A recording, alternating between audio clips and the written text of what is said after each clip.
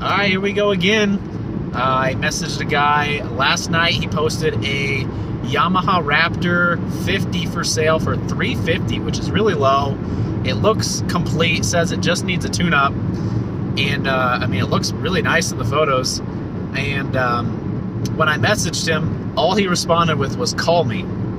But he had a local area code, so if anybody ever hits you up with a call me and it has a local number, I recommend calling them. I've secured at least 5 deals by calling people, because a lot of guys that are selling these they're 40 plus. A lot of these guys, they don't like texting, they don't like the internet, they don't mess with that. You know, in the power sports world, there's a lot of old men out there, in the sense of, like, you know, out of the tech world, that just don't want to deal with it. So for them to just say, hey, call me, they talk to you voice to voice, it's a lot better for them. And so if you're not afraid to talk to people, I definitely recommend calling them, because that's what got me this deal.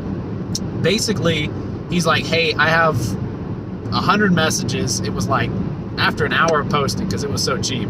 He's like, I have 100 messages. I told him I was in town, and that was a big deal for him. He's like, I got all these people that are saying they could come from here, from there, 2 hours away, whatever, but I'd rather just sell to somebody close. And for some reason, me being close secured the deal. Me calling him was also a big deal. So anyways, just a quick little tip. But I'm headed there now. I talked to him on the phone for a bit. He seems completely chill. He definitely seems like he has money, doesn't care about selling it. He said, I'm not looking to make money off of it. I don't know. He said he had it tuned up at a local place not far from my house earlier this year. So it really sounds like a great deal to me.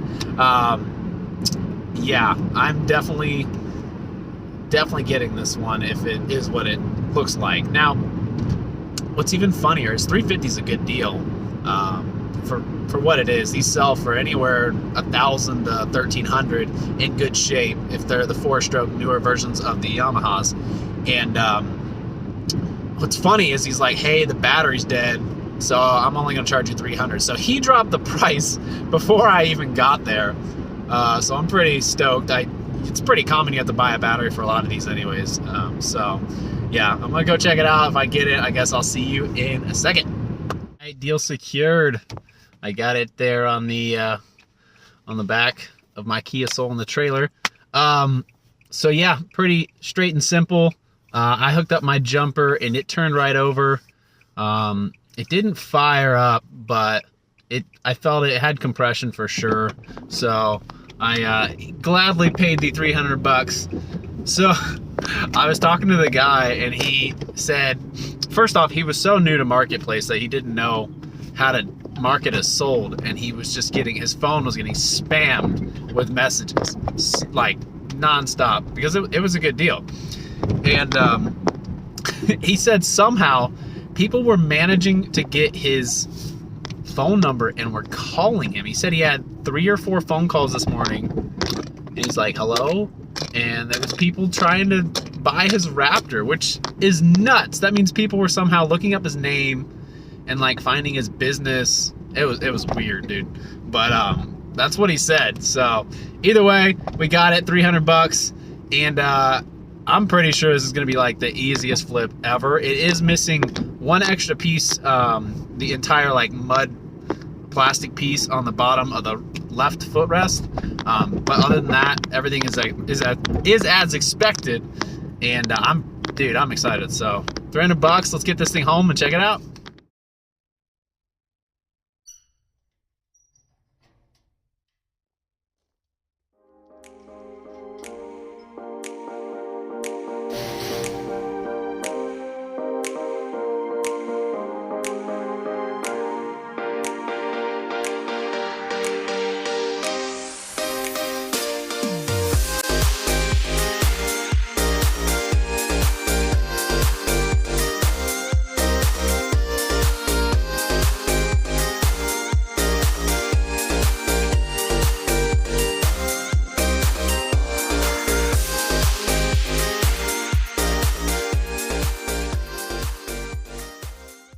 there she is, the Yamaha Raptor 50. Pretty little machine, if I don't say so myself. I picked this one up for $300 cash, as mentioned before, and I don't know, I'm pretty happy with this purchase. This might be the easiest flip that I have of the year. We'll see. Obviously, as mentioned before, it's missing this whole cover here. It's got a gasket and a cover that covers most of this area, and then it's also missing this plastic piece.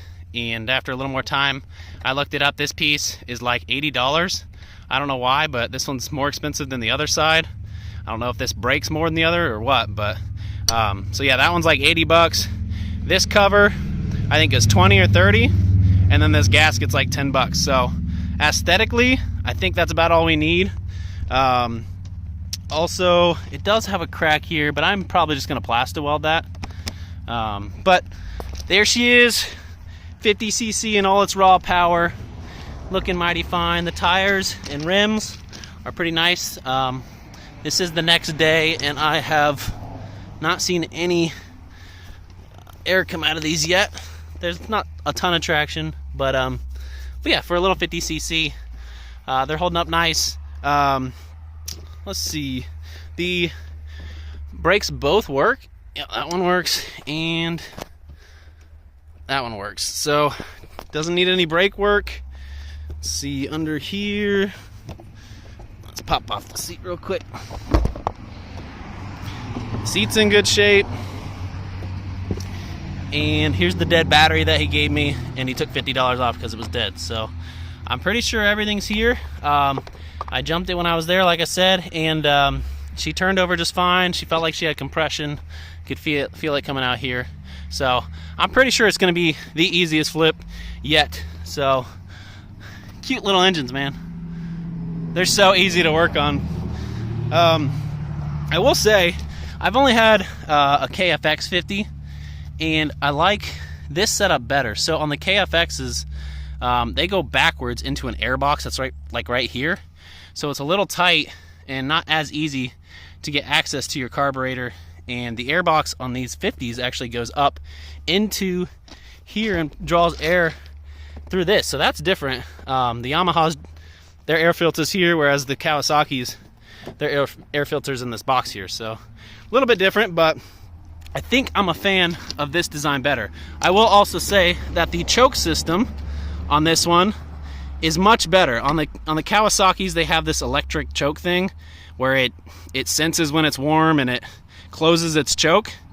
And I like this much better. A manual little flip choke that's much it's not gonna have issues like the electric ones do. So that's pretty cool. I'm assuming this is stock, as I've never had one of these before. So but yeah, this is it. And I don't think there's much else. I've never dealt with this little shifting mechanism, which I assume is just forward, and I don't think it has reverse. I'll have to look into it, but yeah, that goes into gear, and then it goes into neutral, and that looks like it all works. So let's go ahead and throw the seat back on, push it in the shop, and see if this one is as easy to get going as I'm hoping. It kind of worries me. He said that they've been riding it like this the whole time he had it, and I was like, well, they might have messed up some of the wiring, but I'll know better when I get in the shop. So let's go in there, see if we spray some starting fluid in there and see if it starts. So let's go ahead and get this in the shop.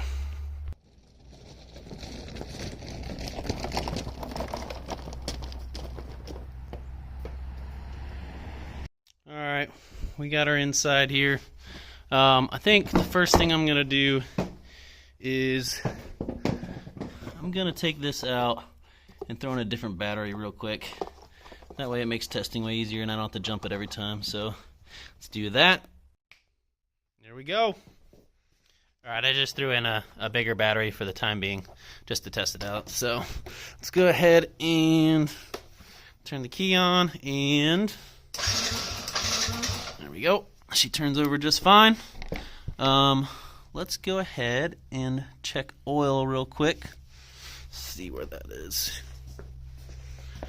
Make sure we have oil before we turn her over too much.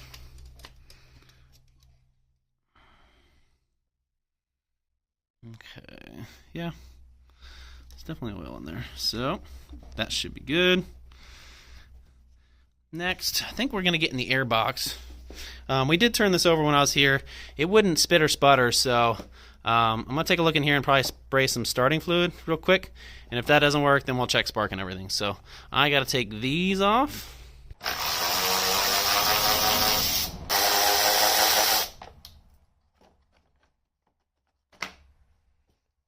Just like that.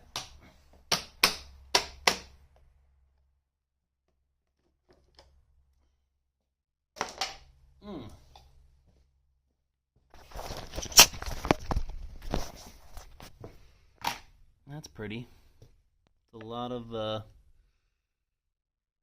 dead ladybugs. I'm not sure what those are.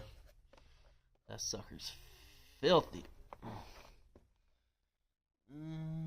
How's this come off?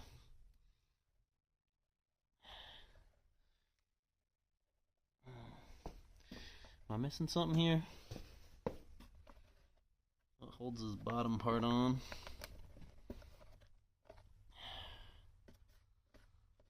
Oh. There's screws there and there. You just couldn't see them with all the debris.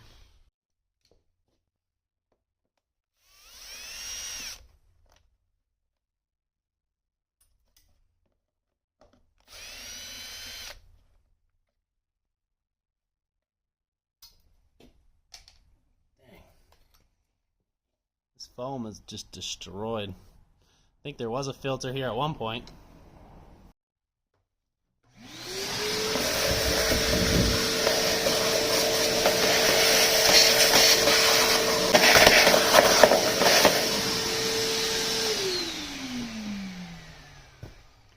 Definitely needs a new filter. Alright, so right here is where the carburetor's sucking in. It's kind of a cool design. Go ahead and spray some starting fluid up in there.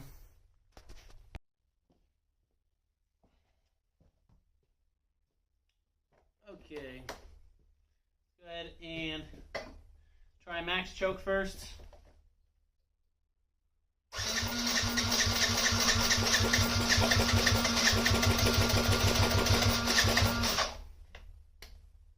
Nothing. Try a little starting fluid.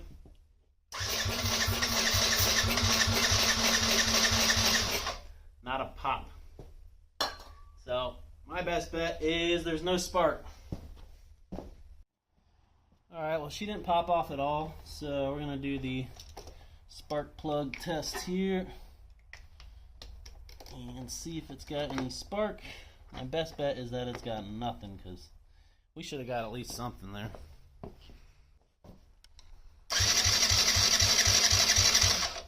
We definitely have spark.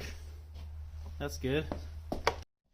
Alright, well, if we have spark and we have starting fluid in the carb and we're still not getting combustion, then it's either timing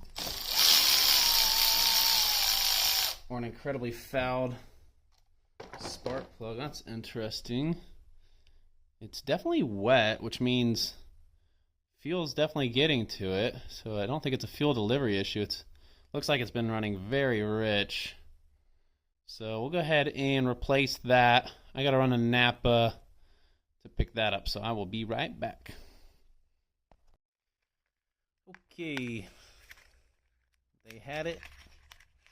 We are good to go. It's going to be a CR7 HSA going in.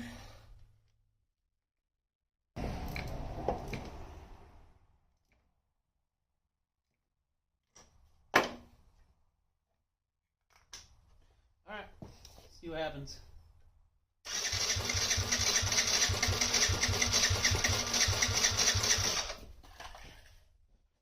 Give her some choke.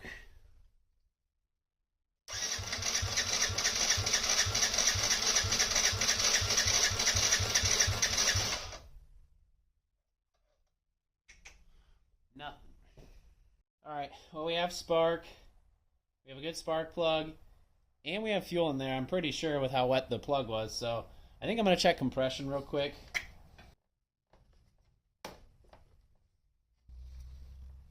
Alright. Okay, wide open throttle.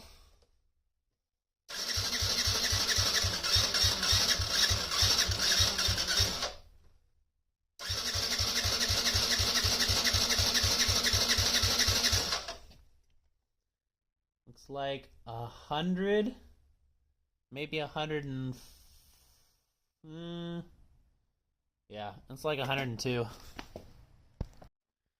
Alright, so we're only getting about 102, and we need like 140 to 155 is where we should be. So, either the rings are bad, or the valves are very off. So let's go ahead and check our valves. We'll start with the intake. So typically there would be like a looking hole here on this case cover here, and you would wait until this line appears in the hole somewhere around here, and that's how you'd find top dead center on your crankshaft. But unfortunately, because I don't have that piece yet, we're going to have to do it the old-fashioned way, which is to go over here, take your spark plug off, and then you hold your thumb on here, crank the crankshaft the correct way, which from the other side is counterclockwise, and then you go until you have compression pushing. And if you have compression pushing on your thumb, I stick a zip tie in the spark plug hole, and then you twist it until it's at the very top, and you can see that zip tie is no longer moving upwards, and then you're at top dead center. So I'm going to do that real quick. There's not much access on this one, so I'm going to go with the old-fashioned adjustable wrench, which I don't like using, but dang.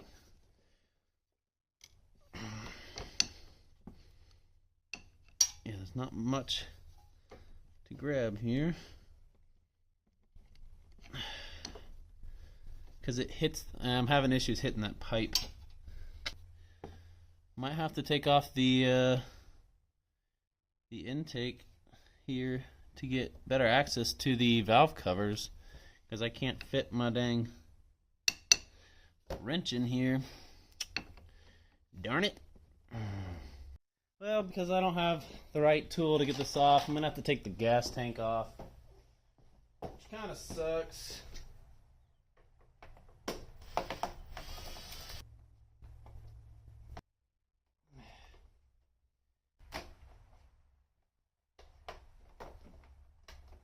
There we go. Gonna take these bolts off and this one, and I think we can get the tank off and out of the way.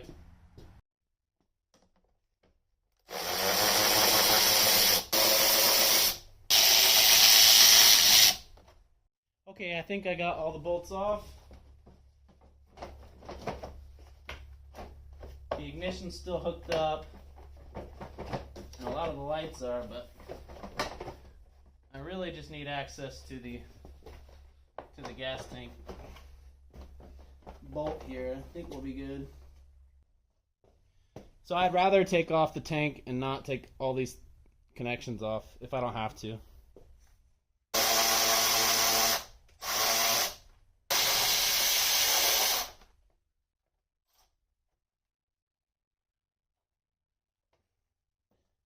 Alright, 2 bolts holding that in. Now she should come out.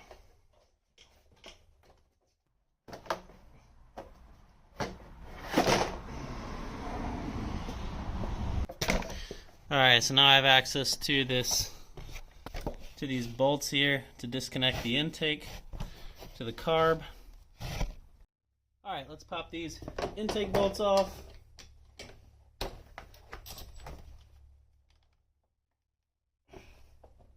Whew. Thing was on there.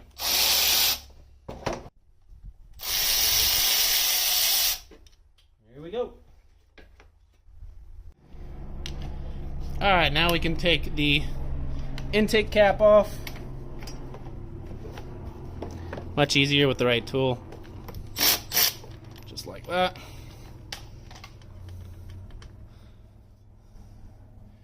There's no gasket on that. Oh, here's the gasket. sitting on the lip. All right, I'm not going to touch that. All right, so it still should be at top dead center. Let's go ahead and look.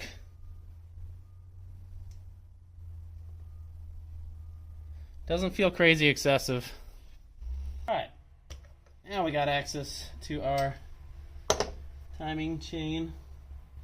And you can tell I was really close.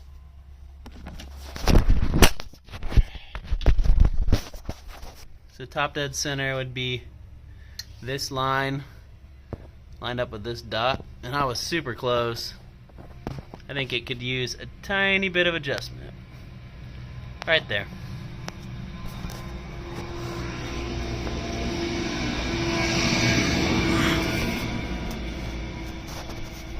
Now we can check our clearances here.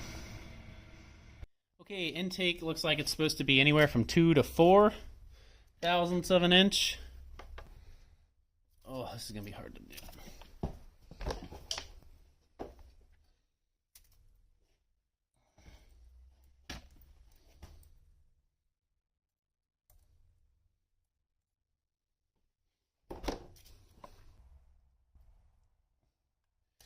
It's right on the dot, 3 thousandths of an inch. Yeah. So the intakes are good. Darn it. Looks like it's going to be rings. Alright, you can't really see it, but I got the exhaust valve cap off. And going to check that. It feels perfectly fine. It's anywhere from 3 to 5 thousandths of an inch. I can't get a 3 in there. Let's try a 2.5. Feels like I can't get a 2.5 in there. Try a 2. I don't know, man. Feels like I can't get a 2 in there.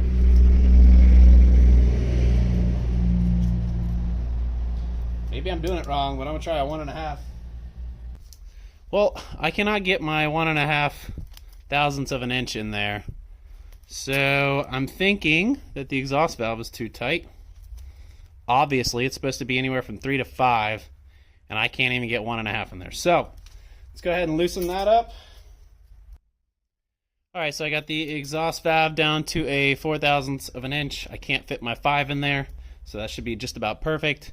I'm going to put the cap back on, and then we'll check compression again. Okay, now that we have the exhaust valve in spec, we're going to try it again.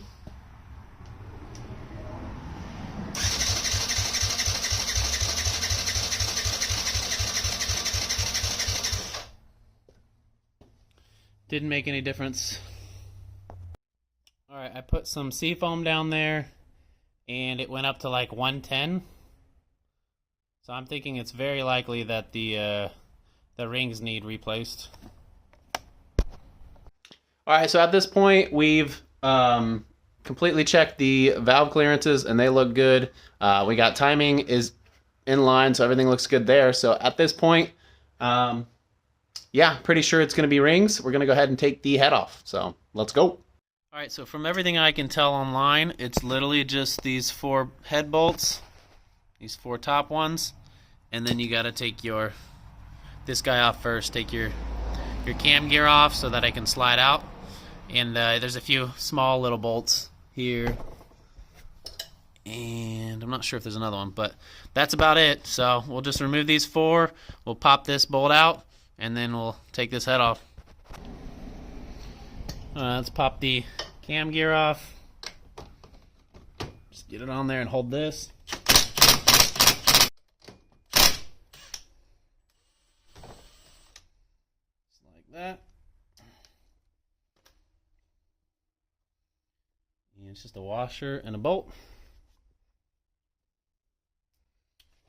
And then the cam gear will come right off.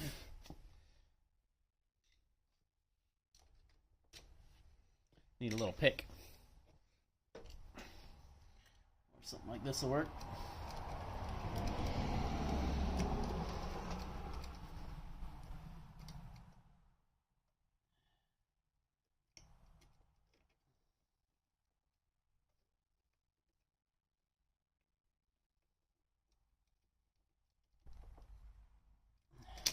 There we go. Alright, now this will slide right down as we take off the head. So let's get these 4 bolts off. I think it's 10 millimeter.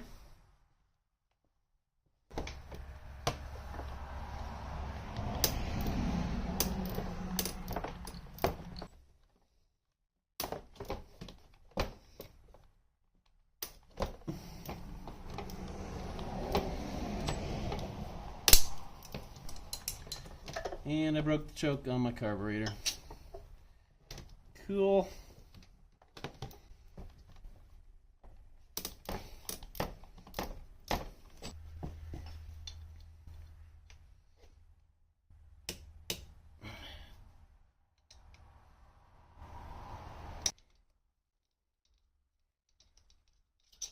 There we go.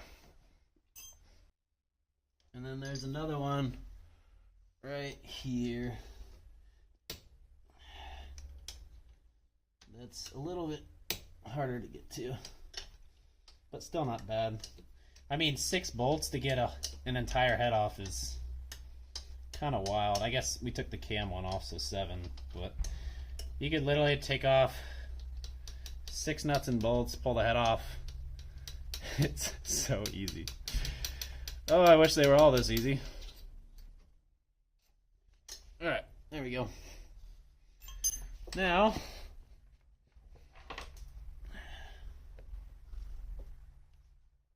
I'm going to get my mallet. Should be able to just bump it a few times. Well, it would certainly help if I got the exhaust off first. It ain't gonna move with this thing on there.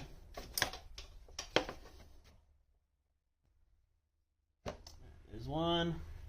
The other is way down there, so.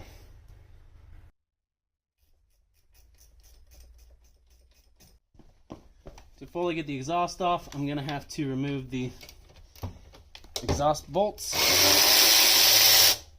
so that I can maneuver it. It's just 2 bolts.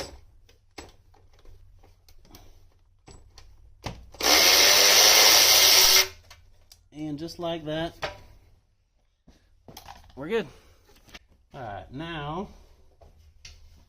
we can maneuver the exhaust. Get that out of the way. And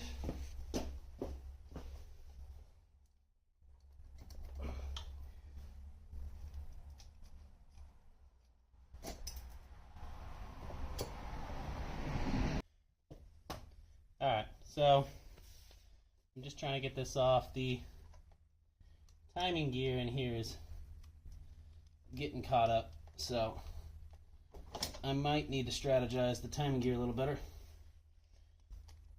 And if I can, I think I can just take it out.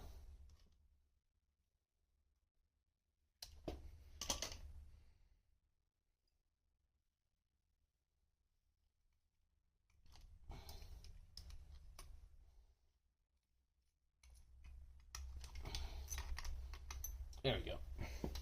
Take that out. Now, I think we are good. That's the tiniest piston, man. Okay.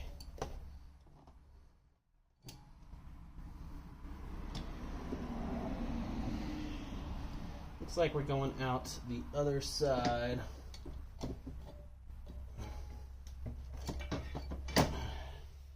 Alright, I just took off the head, and here's the piston. Let's see. I don't know how much you can see. Oil rings look decent. I think the middle ring here is seized up.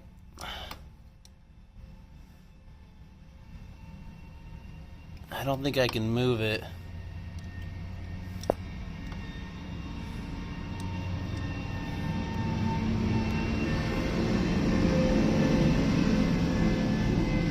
So there's no play at all whatsoever on the crankshaft. That's good. No up and down, little side to side, but I can't get it to budge up and down. Honestly, I really just think that the middle ring here is seized, the second compression ring. So I'm going to try and pry that off and free it up real quick. Well, it's going to be hard to see, but the middle ring is definitely seized on it, but it's only like half seized, so I'm working it with PB Blaster and trying to free it up slowly over time. I'll get her out eventually. Okay, well, the cylinder looks really good. There's no scratches on her. I really think it was just the rings that got stuck. But since I have the head off anyways, I gotta get head gaskets. It was definitely running a bit rich. But I gotta order a head gasket, a base gasket, and then I think I'll just get rings because everything on this is gonna be so cheap anyways, and I don't have a lot invested. So I'll just go ahead and smack new rings on there, and we'll put them on there, and I think she'll be good to go. So I think that was our compression problem and why she wasn't running. So, all right, so that's it for the Raptor 50 for today. It looks like it was the middle ring that ended up getting seized. I did pour some sea foam down in there and moved it around quite a bit, and unfortunately it wouldn't free itself up. So my diagnosis is that something got down in there. If I had to guess, it's possibly that the air filter, it had like no filter and a bunch of stuff in there, and it was just throwing stuff into the cylinder. And you know, it's either that or somebody worked on it and got dirt down in there. I've seen that as well when they do like valve adjustments. Usually on the bigger engines, it's more common because this one's got a nice angle to it. But yeah, my best bet is it's quite possible that it was just sucking in filthy stuff and throwing it right into the cylinder. And that's what happens when you fail to maintain your machine correctly. So yeah, that's it for this one. If you watched all the way till now, I appreciate you watching. If you want to leave a like and subscribe, I'd really appreciate it. But otherwise, I will see you in the next one. Peace!